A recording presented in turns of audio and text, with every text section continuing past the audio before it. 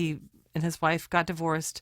And after that, his teenage daughter cut him out of her life.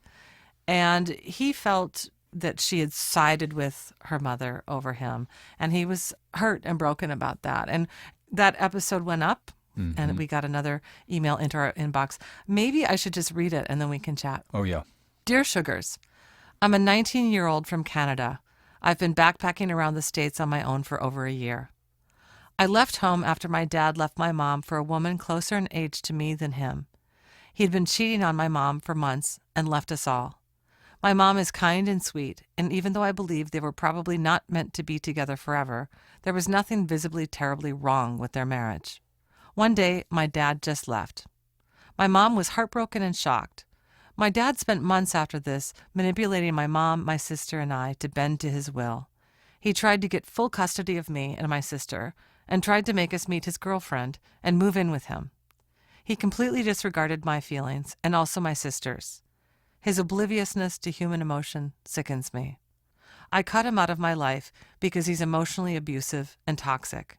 The last thing I need in my life is another middle-aged white male thinking he can tell me what to do and who to be, thinking he can use me against my mother. The only thing I could do to free myself from the incredible weight he pushes upon me every day was to stop contact with him for a while. I did it myself so that I could feel okay, so that my life wouldn't be bogged down by his negative impact on my well-being. I haven't spoken to him for over a year, though recently he emailed me. I was shocked to read that he wrote to you, Cheryl Strayed, my favorite author, about his relationship with me. He said there is a podcast about it, and all that went through my mind was, my dad is in correspondence with Cheryl Strayed about me? I could barely listen to the podcast. It disgusted me to listen to how in his letter my dad acts like he's so perfect and innocent, and that he wasn't cheating, and that his relationship with my mother was bad. You just need to know, Cheryl, I'm a fucking huge fan of what you did. You're human and you admit to your mistakes. My dad doesn't do this. He erases all the bad parts and then contacts his daughter's favorite author, acting like I'm the bad one for cutting him out of my life. I did what I needed to do. My mom, my sister, and I have a tighter bond than ever. My dad and his 29-year-old girlfriend are expecting a child soon. He's moving on, and soon he won't have time for me or my sister. I'm free, and I don't need my father right now. I guess I just wanted you to know that. Sometimes it's better for kids to not talk to their parents, and sometimes fathers can send extremely deceiving emails to their daughter's favorite authors just to get under some skin. Sugars, how does a woman free herself from the heavy weight of the patriarchy when her father is a misogynist? Oh, wait, I already know the answer. Go into the woods. Go away from society. Go hiking. The trees will heal you. Signed, Daughter. Oof, that is a lot of pain and a lot of anger in a very short space. Cheryl, one thing that is curious that we need to tell listeners about this letter is that the daughter says that we answered her dad's letter, the one that we talked about in our parental alienation episode, but you notice that some of the ways that she describes her family structure in this letter don't actually match the letter from the father in question. So we wrote to her, and she responded actually by clarifying that her father hadn't written the exact letter that we responded to, but he'd written one so similar to it that she related so deeply that she felt compelled to write us this letter. And to me, it's such a powerful indication of how people can be struggling with, even though totally different lives and family structures, they send us completely different letters, but the parallels are so eerie that she literally thought, oh, my dad wrote my favorite author. Yeah. This letter really stopped my heart. Yeah, I'll bet because, as you know, we receive letters from people seeking help and seeking counsel and wanting to be heard. Right. And we take those letters at face value and we address everyone, I think, with compassion and love. Even when we say hard things to them, we always, at least I can speak for myself, I always try to hold people in my heart in a way that I give them all the benefit of the doubt. I hold them in light and love. And I got this letter, and it was so, not only did I feel just an enormous amount of sympathy for daughter, but I also I saw myself in her. Mm-hmm. Because of course, and I think I did mention this on the parental alienation episode, is I am estranged from my father. I do not speak to my father. I do not have any contact with my father. And that has been true for years. And that is a really good idea. It's a really positive move in my life. It's a positive decision. And I chose to do that for some of the same reasons the daughter is talking about here. Mm-hmm. Now, it sounds to me like she has, for now, decided not to have contact with her father. She doesn't talk about permanence. When I was 19, I didn't talk about permanence in that regard either. But well into my adulthood, I did decide I can't have a relationship with my father anymore. He's toxic. And one of the most healing parts of the story for me has been really acknowledging that he has a right to his version of events. He feels betrayed by me. If you read a letter from my father about our relationship, he would say, her mother turned her against me. Her mother, said bad things about me. Even though those things aren't true, they're things that he believes. And, I've had to learn in my own heart by way of forgiveness to just sort of make room for his right to tell his story.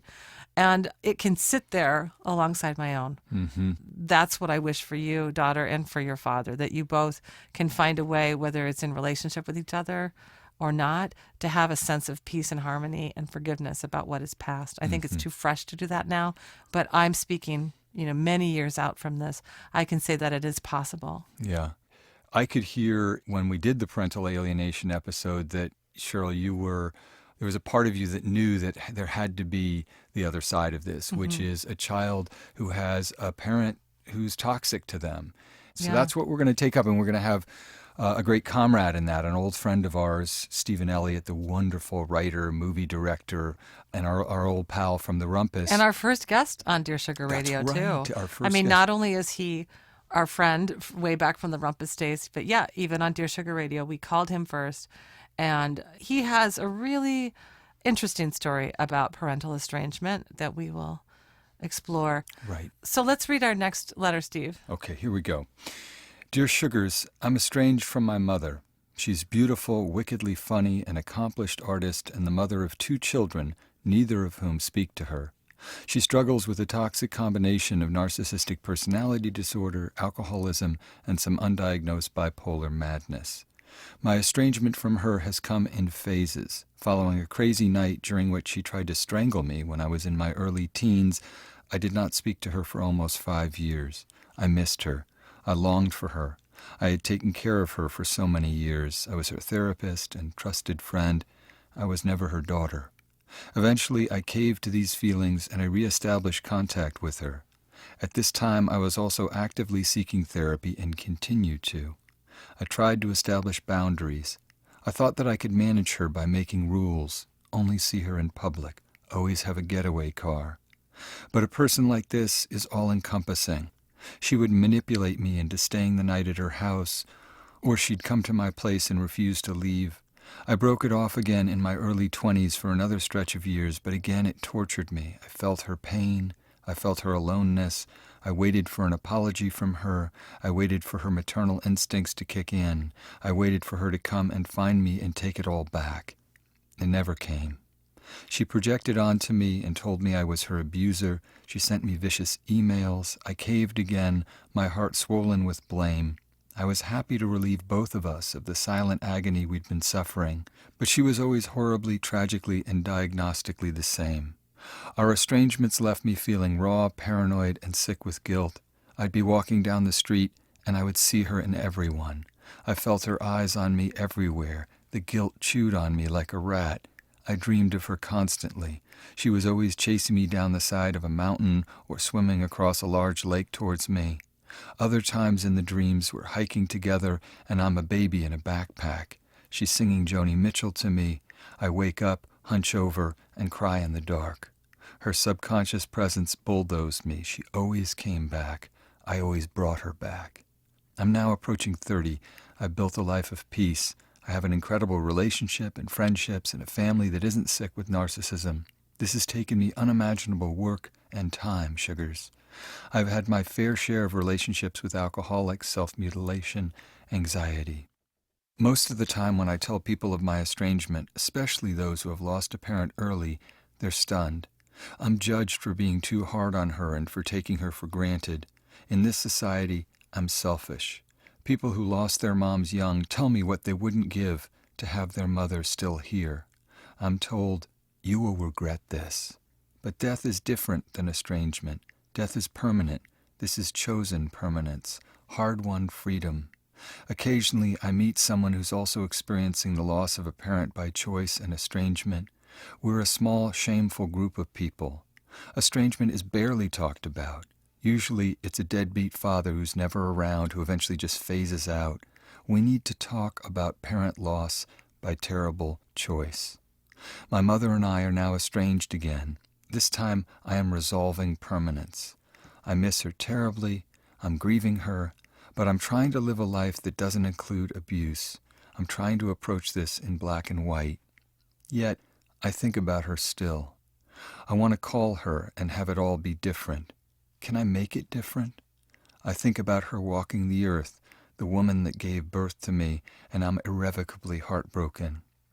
My question used to be, should I have contact with my mother? But I know that answer now. I should not. But my question to you is, how can I live without her? How do I move out of a constant state of guilt? This choice feels wrong in my bones, but it is absolutely the right decision in reality. How can I live the rest of my life without my mother who is living in the same zip code? Motherless by choice. This letter absolutely shreds my heart. Motherless by choice. I'm so sorry. One of the parts of the world I've had the opportunity to see via my writing about my mother dying young is I've met so many people who are motherless. And the first layer of those people are people who have dead mothers. And the second layer of those people are people like you who have mothers who they've lost to addiction or mental illness or both. And you have to grieve this loss. And the first piece of that, I think, that you need to tend to is to forgive yourself. You know, there's so much blame in this letter. You feel so guilty because, like you say, you know, it is a choice. Your mom didn't die. It would be easier if she did. It's painful, but it would be easier if she did.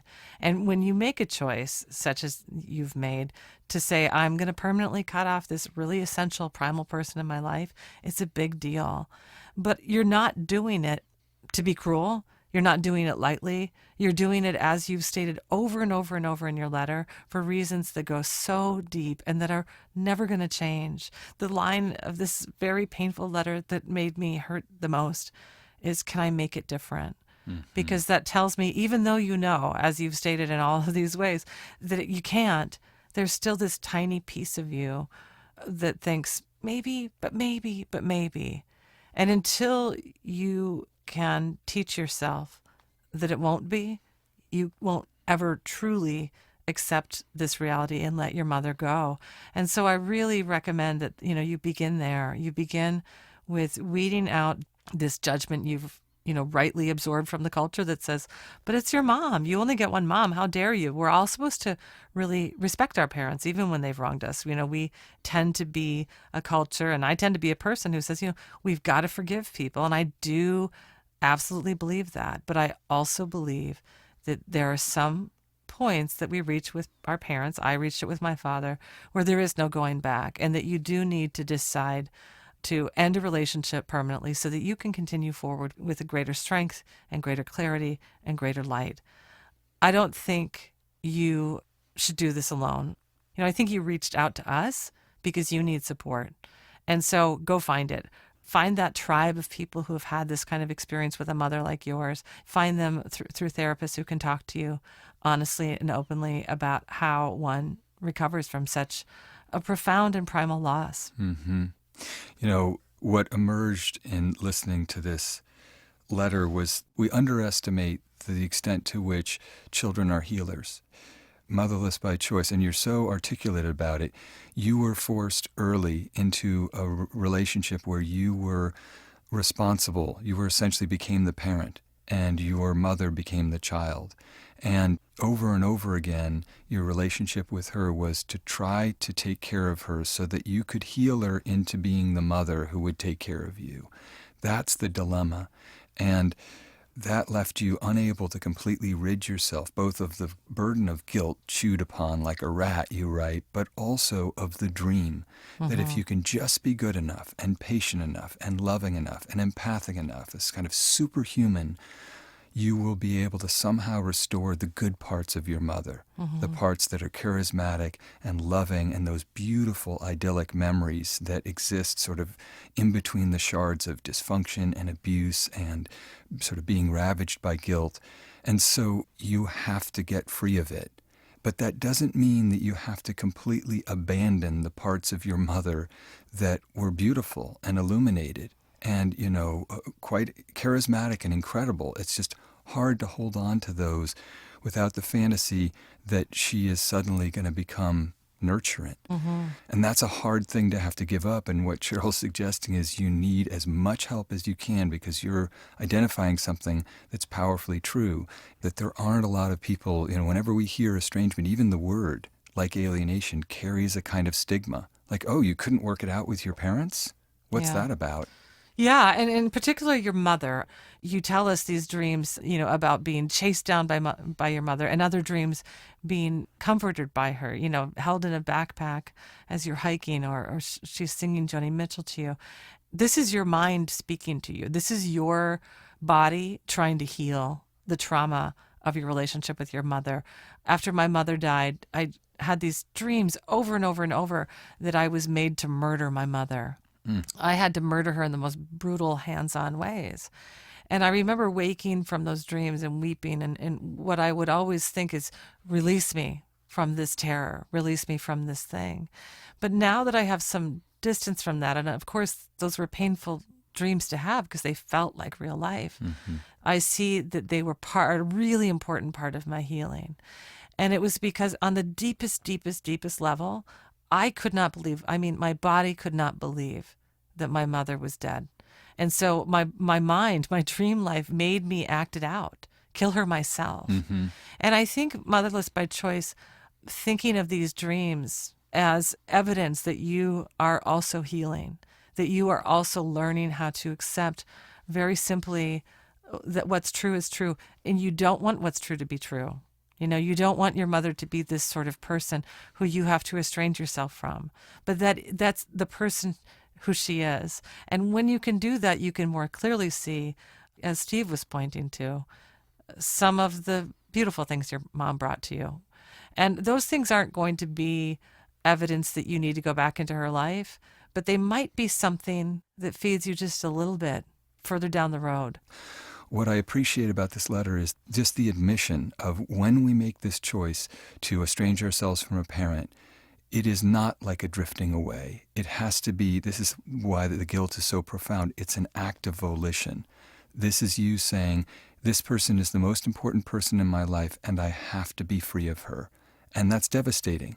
And you can't be alone in that. You have to recognize how profound, and this letter is evidence that you do recognize how profound that is.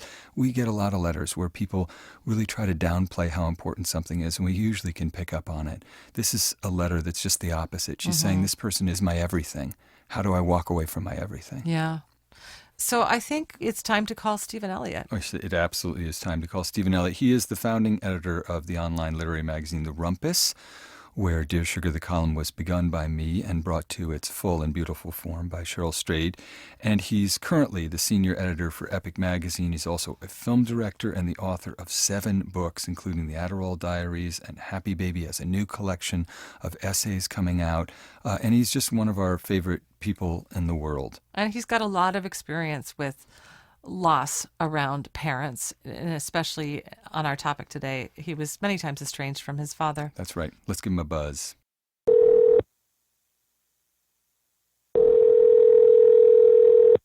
This is Steve. Hey, Steve, it's Cheryl. Hi, Cheryl. Steve Almond is here, too. Hey, man. Hey, dog. Now, listen, Stephen, we wanted to talk with you because we're talking on this episode about parental estrangement. And as huge fans of your writing and also fans of the Adderall Diaries, specifically, actually a lot of your work deals very directly with this issue of parental estrangement, which we're defining as when a child finds it necessary to cut off contact with a parent who's toxic in one way or another, and all that that entails.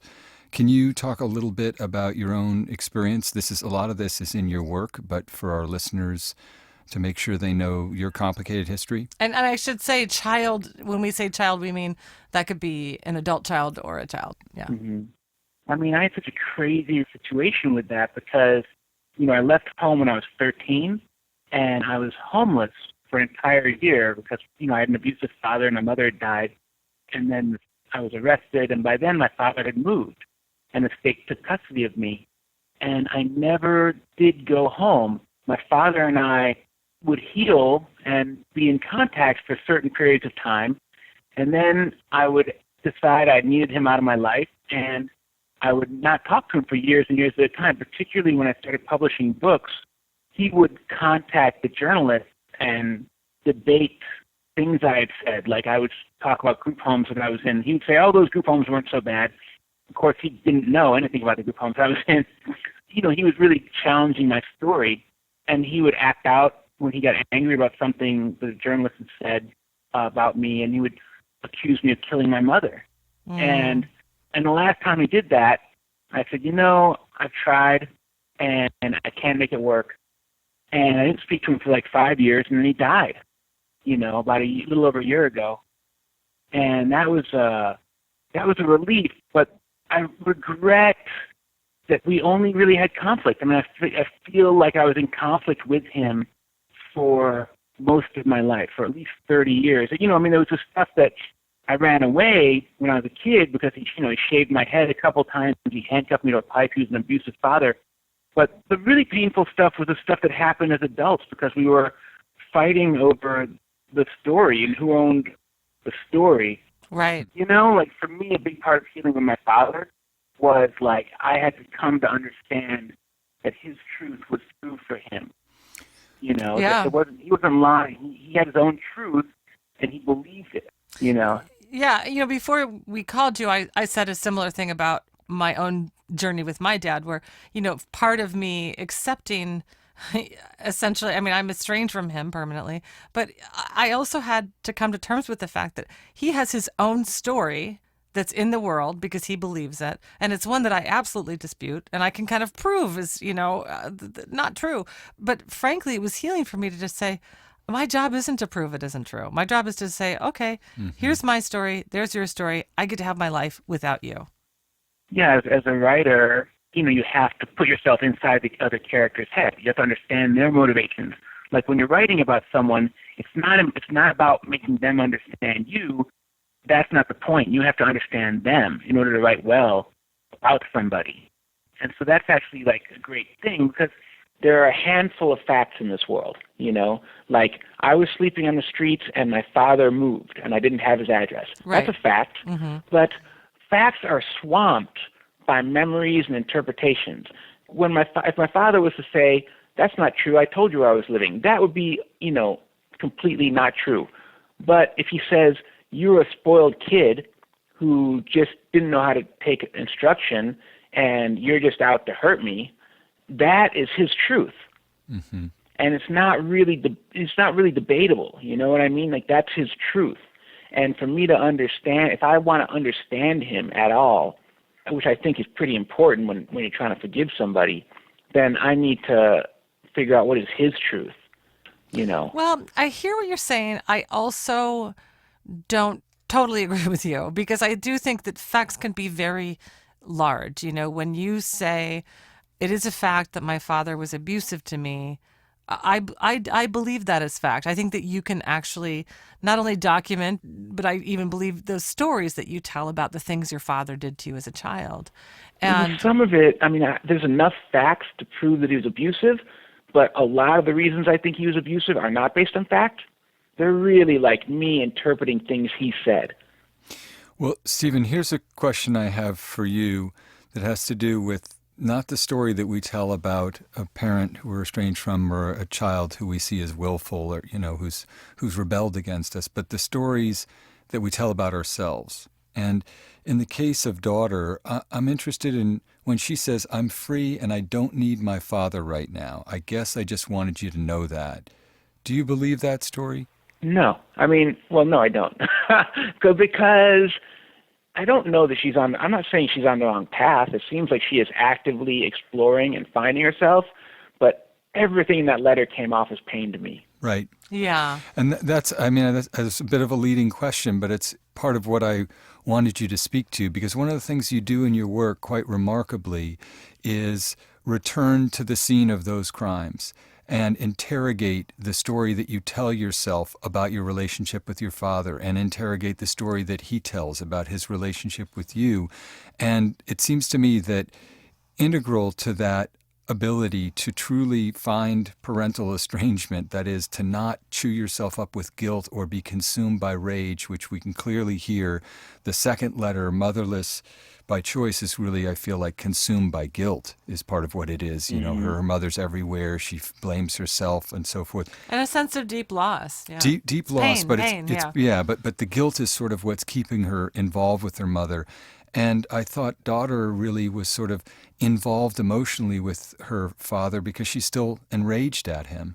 And I guess what I'm getting at and is hurt by him. and I agree hurt. with that pain assessment that Stephen gave us too. Yeah. Absolutely, but what Cheryl's describing, and I think what you're trying to negotiate in your work, especially the Adderall Diaries, but a lot of your work, is a recognition that this is such a primal relationship, and that it's so painful to recognize that you had a parent who didn't take care of you in crucial ways, and then you react to that as a child, but that the only way you really get free of them psychically is by recognizing that they're going to have a version that's never going to line up with yours, that they were weak in ways that you can't do anything about, and that even though you have the right to be enraged with them, that is in its own way continuing the toxic relationship. It's not truly being free of the burden of what they couldn't be to you. It's in a sense reliving it.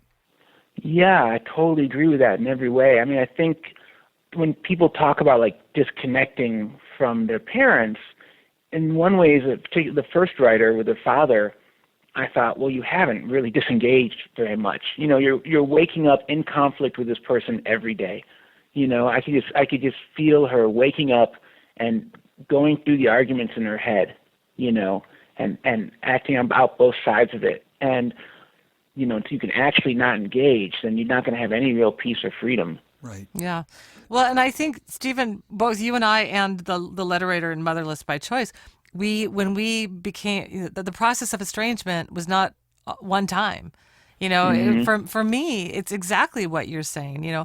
When I was 14 and then 18 and then 26, and there's so many different times that I re-estranged myself from my father, and until the final one about 10 years ago, and when that final one happened, I knew in my heart that it was the final one. And it's because exactly what you just said. It was really actually that I wasn't in conflict anymore. I had made a decision and I felt peace. And I actually felt this vast, expansive sense of, goodwill. Like I really wished my father well, with every cell in my body. And I think that, it isn't to say that those mini estrangements like that Motherless by Choice is talking about are failures. It's actually part of, it's such a big estrangement that it's almost like you have to, have small ones in order to get to that place of permanence. Mm-hmm. Is that what happened in your own life in that regard? Well, I think that's totally right. I think the last 5 years of my relationship with my father were very peaceful for me because I had stopped wishing any kind of harm upon him. I had stopped engaging in the argument, I just stopped. And it was very intentional that I wished him well, That was pretty important. Right. Here's what I think as I'm hearing you guys talking and rereading these letters. The act of estranging yourself from a parent is so unnatural in a bioevolutionary sense, in a psychological and emotional sense, that when it's clear that it's a psychic necessity, it immediately brings on an incredibly deep conflict. I want to be free of this person. I know that's the right thing. And oh my God, I can never be free of this person. It's clearly the wrong thing. And so you find a way to continue the relationship. In the case of daughter, it's by a kind of sustained rage. And in the case of Motherless by Choice, it's a plague of guilt and shame. even the way she interprets the way that other people are judging her for this decision is so shot through with shame. It chews on her. It afflicts her. But that's really, in a sense, a way of keeping that relationship alive. And the sad and deflating truth, in a way, is that when you reach a point where you're ready to let go of that relationship, it's a certain measure of disappointment, a kind of adult disappointment, and also a sense of regret and remorse and some loss.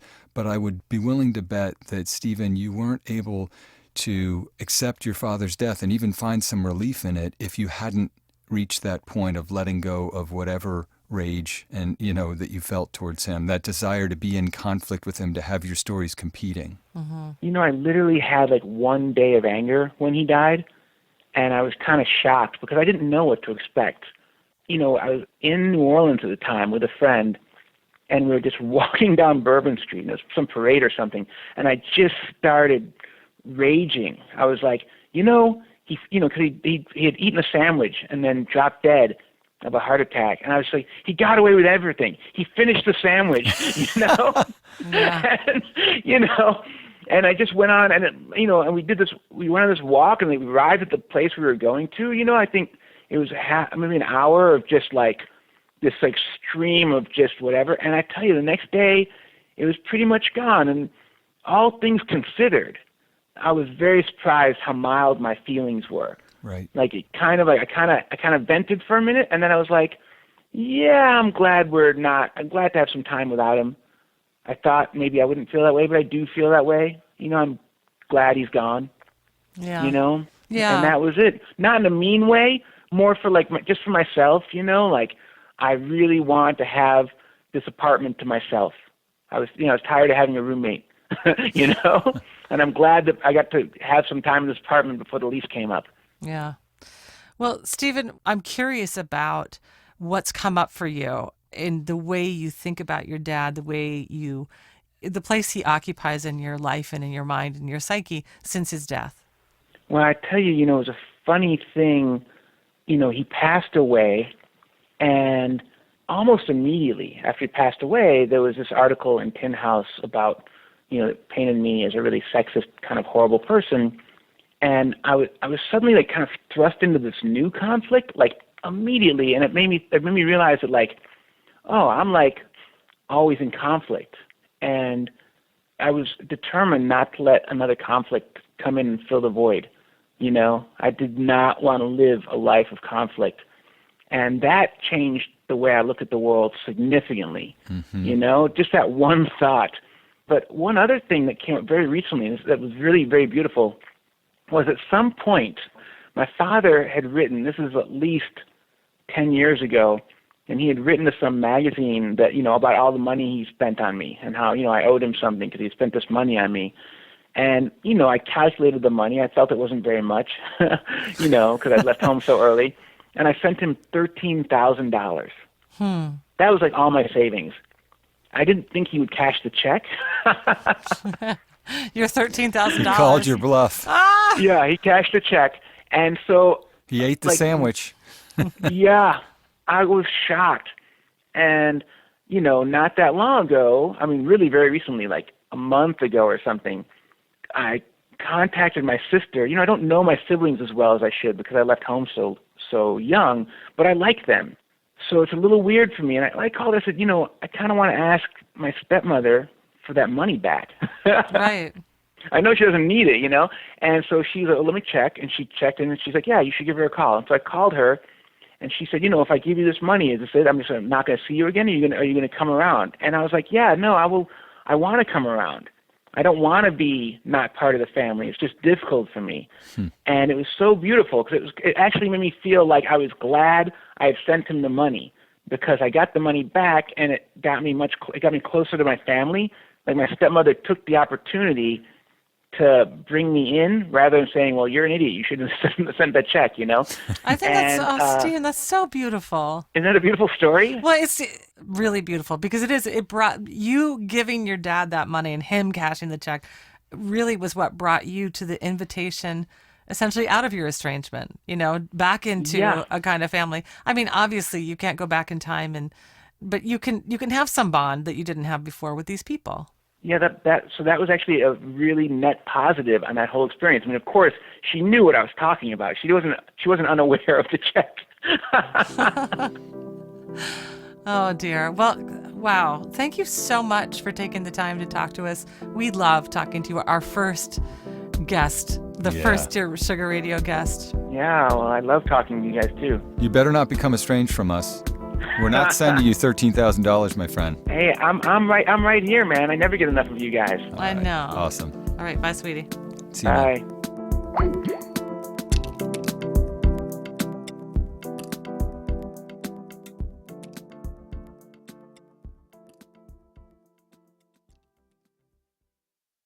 And by ZipRecruiter.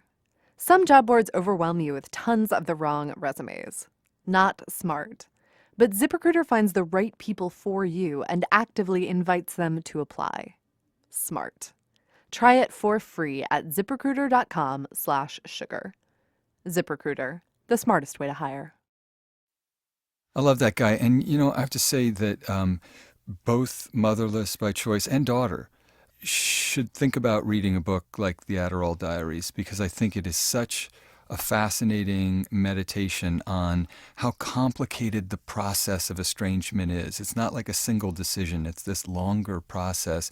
And what Stephen was able to articulate was, I know I had this unhealthy pattern with this father who was huge. I mean, you can say in both of these letters, the real issue is that parents cast a tremendous shadow over the entirety of your life. And for him, he was saying the whole basis of this relationship was fighting and conflict and whose story gets primacy.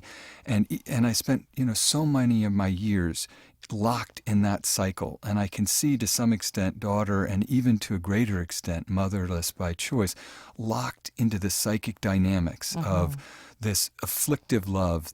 And the process of estrangement, as I think you really articulated, Cheryl, is about not allowing that pattern to continue to prevail, finding a way to manage the crushing disappointment of having a parent who is unable in one way or another to live up to what you deeply desire and what you deserve. And forgiving yourself for the time that you have stayed locked in it too. Yep. I think that that's a piece of it. One thing that the stories that Stephen and I told in relation to the stories that our two letter writers told are really from a vantage point of being a lot further out, okay? We have a 19-year-old and almost 30-year-old letter writer.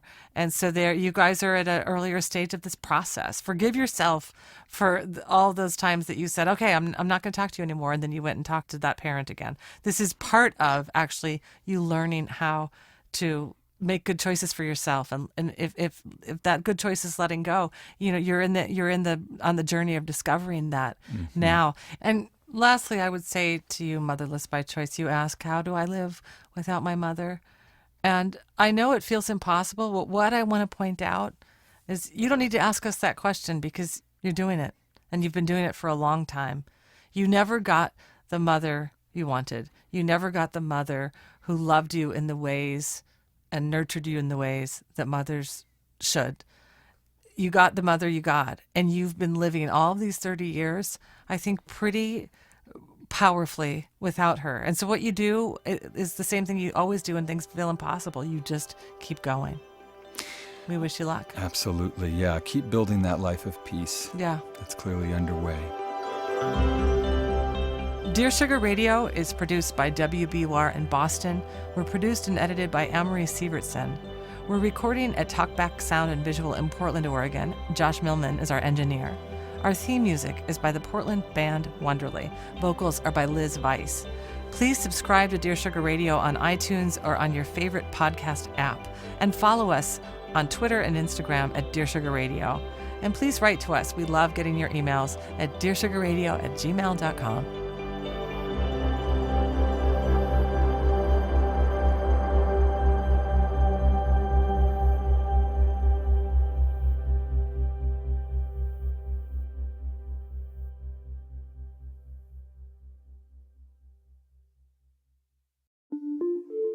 Hi, I'm Erica Lance.